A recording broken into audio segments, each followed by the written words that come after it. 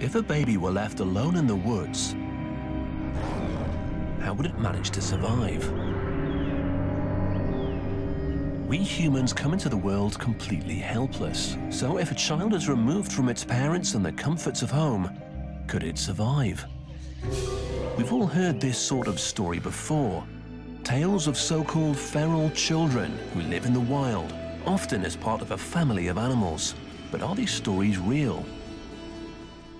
Dr. Douglas Candland has studied the phenomenon of feral children and their alleged interactions with wild animals. He's examined hundreds of reported cases and says that most rely on eyewitness accounts and have certain elements in common.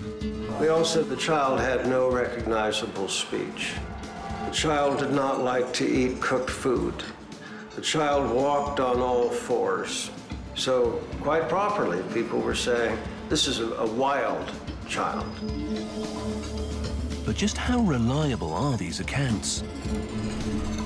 One of the most compelling cases in modern history comes from Kampala in Uganda.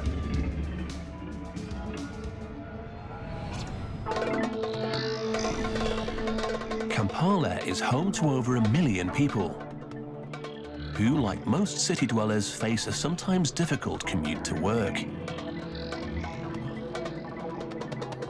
But one wrong turn on these dusty roads can lead to some of the world's thickest jungle. 2 hours south of Kampala, on the edge of Africa's untamed forests, lies Bombo Village. It was here, in 1991, that a remarkable story emerged. She caught a glimpse of something that terrified her. A dark form crouching in the branches.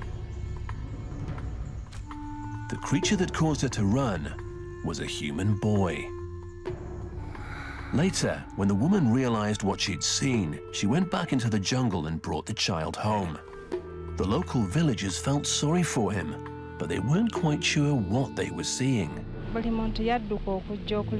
Everybody came to see the new boy, who had hair all over, and he had no toe. The toe was bitten by monkeys. Children from the village recalled that when the boy first arrived, he was as wild as an animal. They decided that the boy must have been in the forest for a while. Apparently, he hated to be kept indoors, wouldn't eat cooked food, and didn't like to wear clothes. And he wouldn't or couldn't talk. But the boy did seem to be able to communicate with the vervets and even moved like a monkey.